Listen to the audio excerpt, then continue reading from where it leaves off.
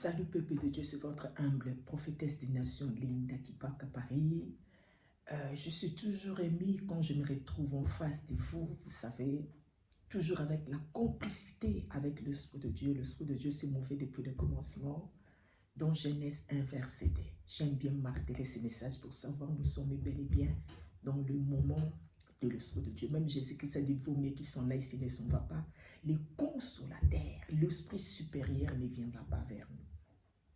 Il faut savoir que, je rappelle encore aux chrétiens, il faut savoir que nous sommes dans ce monde et ce monde est sous la puissance du diable, menteur incapable. Soyez prudents comme les serpents. Le Dieu de la parole vous aime. Le Dieu de la parole est réel. Je martèle ce message est vrai. Amen, amen. Moi, je suis témoin oculaire de ce Dieu de la parole. Le Dieu qui est vivant pour l'éternité. Amen, amen. Dieu est avec vous partout, Dieu est un esprit, mais Dieu vous observe, Dieu marche avec vous, Dieu vous protège partout où vous êtes. Amen, c'est très très important.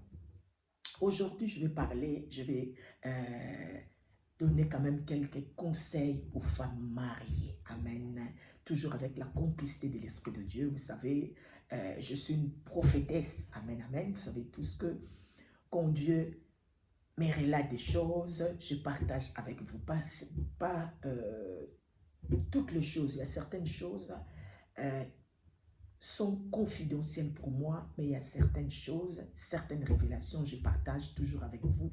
Et quand Dieu me dit rien du tout, je ne prophétise pas, je ne relate pas. Amen, amen, je reste ma bouche bée. Amen, c'est très très capital. Je voulais rappeler aux gens qui sont en train de me suivre actuellement. Amen, amen.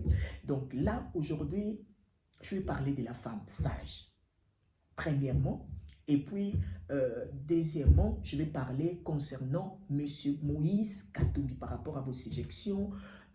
J'ai quand même quelques pasteurs, j'ai quand même quelques fidèles pour savoir que Moïse Katumbi, c'est un bon président. Moïse Katumbi, c'est un président de l'étranger. Donc, tout ça, je vais marteler. Amen, amen. Toujours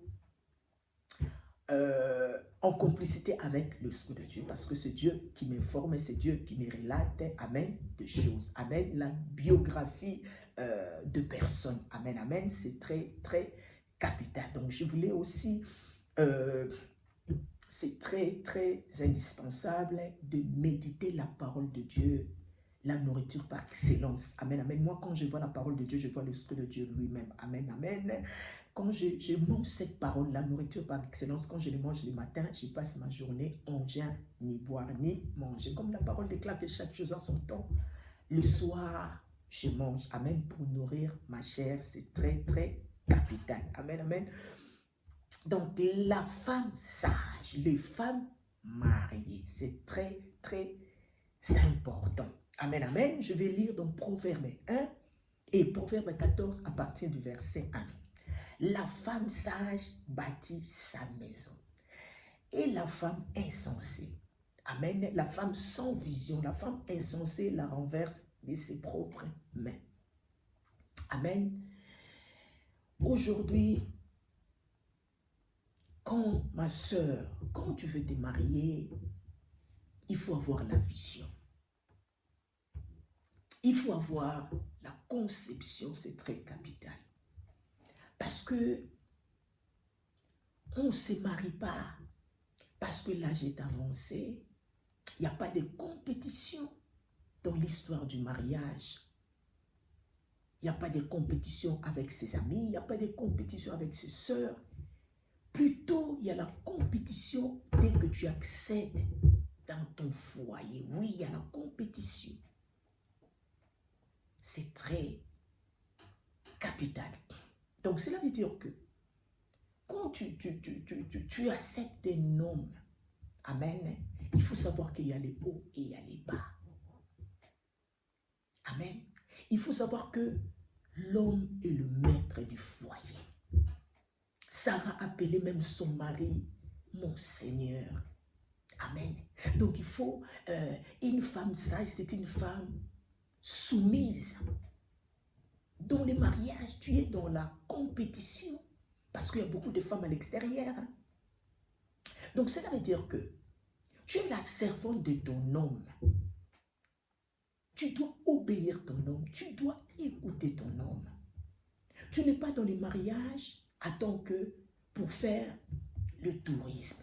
Je suis dans le mariage parce que j'aime l'homme, parce que je vais rester avec cet homme pour du bon. Quels que soient les aléas de la vie, je reste. Les mariages aussi demandent une femme qui a un grand cœur, une femme qui a la patience, une femme qui a la persévérance, une femme qui protège son mari, une femme qui ferme la porte de sa maison. C'est la femme sage. Une femme sage n'a pas d'amis. Ton ami, c'est ton mari. Je ne sais pas si vous comprenez. Donc, une femme sage, quand tu n'es pas dans la vie active, tu ne travailles pas. Donc, tu dois avoir le planning de ton homme, de ton mari. Donc, cela veut dire que je sais que le lundi, mon mari va terminer son travail à 15 heures. Donc, cela veut dire, même si je suis à l'extérieur de la maison, je suis en train de faire des courses, je sais que mon mari arrive à 15 heures. Donc, je dois accéder dans la maison conjugale avant que mon mari arrive. À 15 heures, mon mari est là. Donc, je dois, c'est une obligation. Parce que dans le mariage, il y a les obligations et les droits. Donc, cela veut dire que c'est moi qui va ouvrir la porte de mon mari, la porte de la maison. Quand mon mari va sonner, quand mon mari va mettre sa clé pour accéder, donc c'est moi, je serai devant la porte. Je vais bien accueillir mon mari. S'il faut l'embrasser, les bisous aux joues, ce n'est pas mauvais. Demande-lui, ça s'est bien passé, comment la journée, bébé chéri, il faut de paroles douces, c'est très important. Tu accueilles ton mari, papa assis-toi, tu enlèves ses chaussures, ses chaussettes. Il faut savoir, la femme c'est comme, il faut savoir manipuler ton mariage. Parce que quand tu aimes cette mariage-là, tu veux la conserver. Donc tu dois être une bonne servante. S'il faut enlever la chemise de ton mari, il faut le faire. Il faut aller arranger ses chaussures, il faut aller arranger ses chaussettes. C'est ça la femme. C'est très important. Et puis aussi, certaines femmes oublient. Elles préfèrent envoyer ses enfants afin de servir la nourriture à son mari. Mais tu es là, tu ne fais rien. Tu es toujours devant Facebook. Tu es toujours là dans les téléphones, en train de faire des commérages. Tu es toujours là en train, je ne sais pas, regarder la télé. Mais c'est à toi de servir ton mari. Tu es là à la maison, maman. Hein? Si ton mari est sur la table, vas-y, assis-toi aussi. Sers ton mari. S'il faut faire manger à ton mari, tu vas le faire. Parce que je rappelle aux femmes, il faut savoir, le mari, c'est ton premier fils. C'est ton enfant.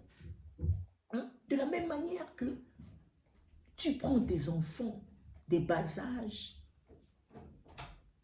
Le mari aussi, c'est pareil.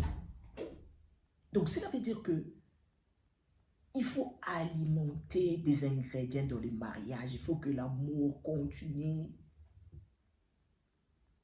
à travailler. L'amour continue à se rajeunir dans le mariage. S'il faut faire manger ton mari, ma soeur, tu peux le faire. Fais manger ton mari. Prends même le mouchoir, essuie sa bouche. Débarrasse. Quand ton mari est en train de manger, tu es là aussi à côté. Tu ne peux pas rester dans la chambre, tu laisses ton mari seul.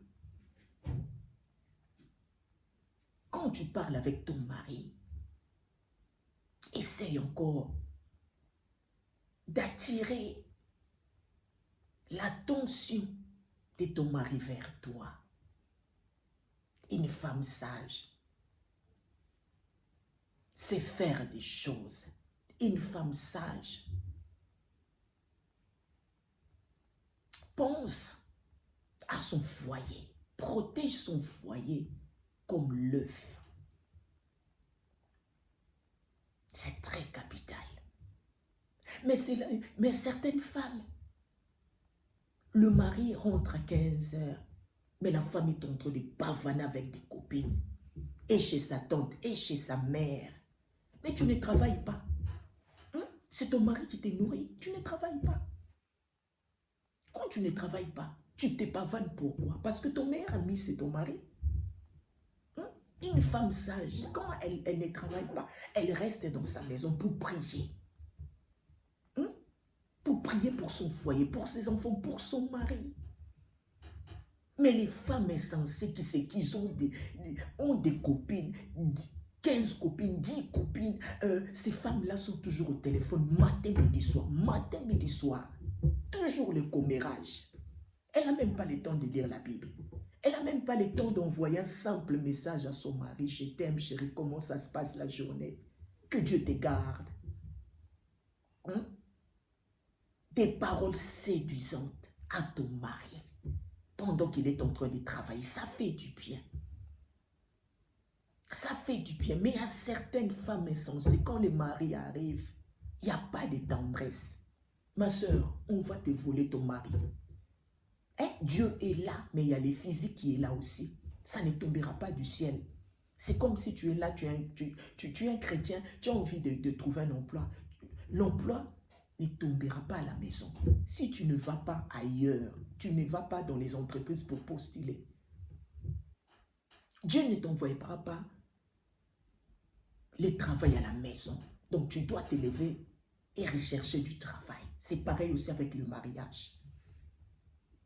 Tu es toujours là en train de crier, en train de quereller avec ton mari. Quand le mari, il faut donner le mari envie. Il est au travail, mais le cœur est en train de battre. Le mari a envie de rentrer dans sa maison. Donc, ses pensées sont focalisées par sa femme.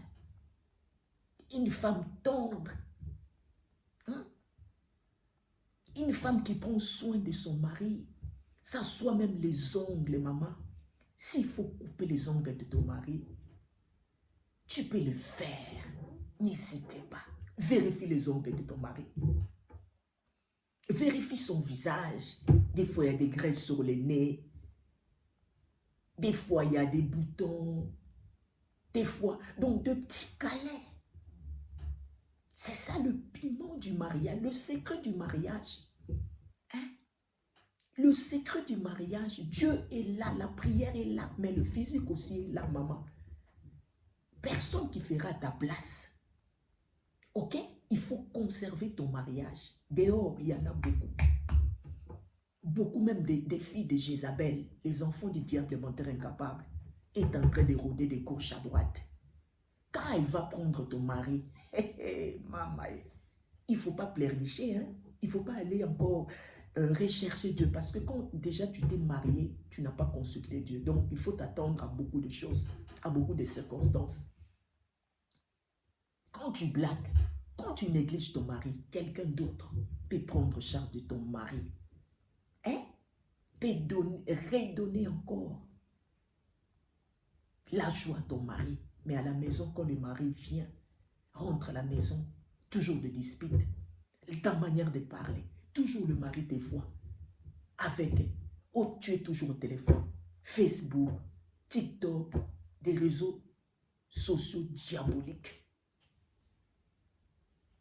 Mais le moment peut-être, tu es en train de te distraire, ton mari fait que tu lui parles des mots qui va lui réconforter, des mots de tendresse, pour avoir aussi de ses nouvelles. Ça s'est bien passé le travail. C'est ça la femme sage, toujours sur l'oreille de son mari. Son mari est dans la chambre, elle est là, elle sait qu'elle n'a rien à faire au salon, elle sait qu'elle n'a rien à faire. Donc sa priorité c'est son mari. Ma soeur, tu n'es pas allée dans les mariages hein, pour blaguer. Hein? Tu étais là devant les deux familles pour dire oui, oui, je l'accepte, je l'accepte. Je fais dans les mariages. Ce n'est pas facile, oh. Ce n'est pas facile. Soyez ces femmes-là qui sont toujours soumises. Tu peux appeler ton mari, mon Seigneur. Quand il rentre chez vous à la maison, je vais me mettre à genoux, je l'accueille, mon Seigneur, mon roi. Ça fait plaisir. Hein? Il faut faire vibrer le cœur de son mari. S'il faut aussi, dans les mariages, c'est très important, de renouveler aussi tout ce qui est lingerie. C'est très capital. D'acheter tout le temps des nouvelles choses. Des lingeries, ça soit des soutiens, ça soit autre chose. Il faut renouveler. Il y a aussi des bonnes techniques, c'est très important. Alimenter toujours. Personne qui fera à ta place, ma soeur. Conserve ton mariage. Si c'est possible aussi de laver ton mari, ce n'est pas un problème. C'est ton mari. Tu peux tout faire. Enfin que de toucher encore son cœur. Que son cœur soit sensible. Partout où il sera, il pensera toujours à sa femme. Même s'il voit des enfants de Jézabel en train de pavaner, en train de lui séduire, mais dans sa tête, le mari sait que non, non, ma femme est spéciale. Il faut donner envie à l'homme de faire la publicité de la femme chez ses amis. Quand des fois les amis disent, ah, on y va dans un restaurant, ah non, non, je dois rentrer, je dois aller voir ma femme. C'est ça des femmes, des bonnes femmes, des femmes qui ont des bonnes sémences. Je conserve mon mari, mon foyer pour longtemps. J'ouvre pas la porte aux enfants de Jézabel. J'ouvre pas la porte, amen, au conflit. Là où il y a la présence de Dieu, il y a la paix, la vie, il y a la liberté. S'assoit même au niveau dans la chambre, renouveler des draps, changer des draps. La propreté, c'est très capital. Ta maison, surtout la chambre, ça doit être propre chaque jour. Quand le mari rentre, il doit se réjouir. La chambre est propre, la maison est propre. Tout ça, ça compte dans les mariages. C'est très indispensable. Le maman, la femme. Prends ton foyer en charge réellement. C'est très, très capital. Dieu est là, mais faites la part des choses. Le mari, c'est comme un enfant. Tu dois supporter ton mari. Je sais que personne n'est parfait. Mais quand tu avais accepté, tu avais dit oui, je vais m'engager. Je vais accéder dans la vie de cet homme. Je vais vivre avec lui pour longtemps. Il y a des obligations, il y a des droits. La femme sage bâtit sa maison. C'est très important, surtout des lingeries. Il y a des bonnes tenues aussi, ça fait du bien de faire à ton mari des surprises. Changement de tenues, il y a beaucoup de tenues aussi à changer. Alimenter toujours cet amour qui se renouvelle. Dieu est là, il y a aussi le physique, c'est très important. Et puis, ayez l'habitude, quand tu vas acheter, exemple, faire tes courses, exemple, tu vas aller acheter une jupe, une robe. C'est une obligation pour des femmes qui ont la vision. Donc, je sais que je vais acheter une jupe, je dois penser aussi à acheter quelque chose pour mon mari parce que 1 plus 1 est égal à 1. Mais des femmes égoïstes, elle va faire ses courses, elle rentre à la maison sans même prendre les chaussettes à son mari. Une surprise. Les hommes aiment aussi des surprises. quand il rentre comme ça, tu l'accueilles déjà comme un roi. Oh mon roi, mon Seigneur, oh là là là là, avec de bonnes paroles là. Ah, là. S'il faut chanter pour ton mari, tu peux le faire. S'il faut chuchoter dans l'oreille de ton mari, il faut le faire, ma soeur. À chaque fois que tu fais tes courses, il faut toujours prendre quelque chose pour ton homme parce que c'est ton meilleur ami. Après Dieu, après les enfants, tu as ton mari, ton meilleur ami. Une femme sage n'a pas de copine. Une femme sage ne se pavane pas avec des copines. Une femme sage pavane qu'avec son mari. Quand son mari n'est pas là, elle reste à la maison. Si elle travaille, c'est tout à fait normal. Elle doit sortir aller travailler. Si tu finis de travailler, tu rentres directement à la maison pour s'occuper de ton foyer. Ça, c'est une femme sage. Conservez le mariage, s'il vous plaît. Le maman, conservez le mariage. Amen. C'est très, très indispensable et très, très important. Je vais parler de M. Moïse Katumbi par rapport à vos suggestions. M. Katumbi, bien sûr, il n'a pas la nationalité congolaise. Comme tout le monde, on est à l'étranger. Je suis congolaise du sang.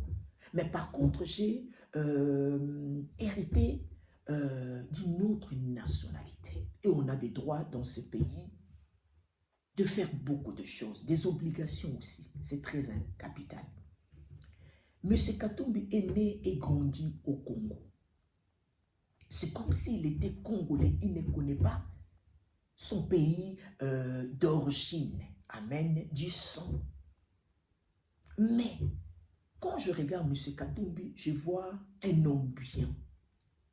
Un homme capable de relever beaucoup de défis. Un homme qui a un cœur. Un homme qui peut diriger. Parce qu'il a, il a la sémence de diriger.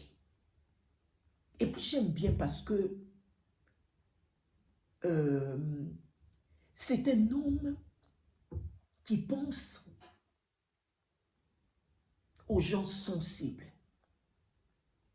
Il aime, il a l'amour, il rend ensemble les gens. Ok? Il est complètement différent de M. Félix qui sépare, qui a divisé le pays. L'amour du prochain n'existe plus au Congo. Moi, je martèle tout le temps. Je fais que parler. Moi, je ne me fatiguerai pas d'interpeller M. Félix parce que qui aime bien châtie bien. M. Félix, c'est le nôtre. Ok, je parle en tant que servant de Dieu par rapport à ce que Dieu est en train de m'imposer de le faire. Cela ne veut pas dire que j'aime pas M. Tshilombo. Vous savez tous, j'ai prophétisé qui sera le président, il travaillera avec Kabila. J'étais là pour soutenir son père. C'est très capital. Donc, la manière qu'il est en train de procéder, de diriger son pouvoir, ça me révolte. Monsieur Tshilombo, n'écoutez pas des orientations en provenance de Dieu. Donc, voilà. Monsieur Katumbi n'est pas le président de l'étranger. Monsieur Tshilombo a eu son pouvoir à l'étranger. Mais ce Tshilombo, il partage nos gâteaux, ça soit des minerais et qu'on sort avec les étrangers. Il a eu son pouvoir où Macron et autres ont fait en sorte que M. Tshilombo obtient ce pouvoir qu'il a aujourd'hui, avec la complicité de Dieu, parce que Dieu voulait, selon la parole. Amen, amen. Par rapport à la lutte, je rappelle bien, ce n'est pas la lutte de Félix, de Tshilombo, mais c'est de M. Tshilombo, mais c'est par rapport à la lutte de son père, parce que son père s'est battu. Amen, amen. Son père a été un homme intègre que Tshilombo n'a pas. Tshilombo n'est pas un homme intègre. Amen. M. Tshilombo, pardon, n'est pas un homme intègre. M. Katumbi n'est pas le candidat de l'étranger. Moi, je vois M. Katumbi changer beaucoup de choses au Congo. Amen, amen. Moi, je vois M. Katumbi écouter plus la population congolaise. Satisfaire la population. Je vois cette conception d'aller plus loin. Amen. Développer le Congo. Amen. Et puis, c'est pas quelqu'un qui est faible. Amen, amen. Ce n'est pas quelqu'un qui est incompétent, M. Katumbi. Je ne vois pas. Ok? Je sais qu'on parle de Deutéronome 17, Deutéronome ceci. Il faut interpréter la parole. Amen. La parole, on l'interprète parce que c'est une prophétie, la parole de Dieu. Donc, il faut interpréter. La personne qui est apte à interpréter la Bible, c'est seulement l'Esprit de Dieu qui nous révèle des choses, qui nous parle de cette véritable parole de Dieu qui est la prophétie par excellence. Cette parole, c'est l'Esprit de Dieu. Amen, amen, c'est très important. Donc, M.